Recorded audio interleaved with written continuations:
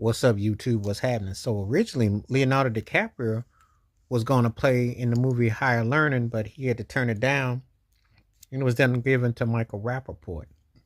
Hmm.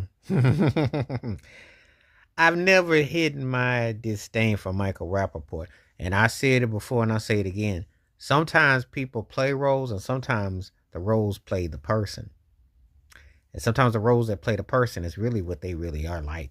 And that's what Michael Rappaport. It's interesting when Leonardo DiCaprio did the Django and that whole scene, he said he was uncomfortable with it.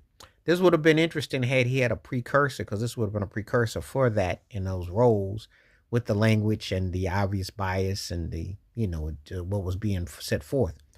Um,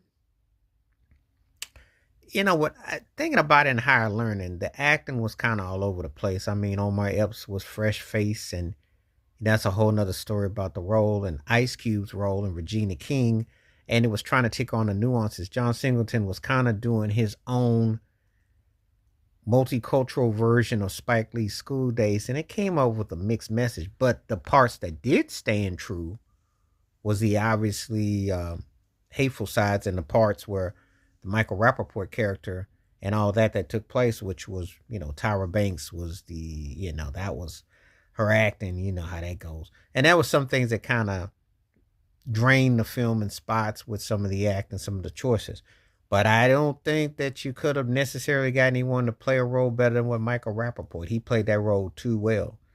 I don't know if Leonardo DiCaprio would have necessarily had that intensity to do that. This movie came out a few years before Titanic, and Leonardo was still a fresh faced cat and still doing, you know, was eating Gilbert Grape and This Boy's Life. So he hadn't really gotten into that aspect of the depths of where he was going as an actor.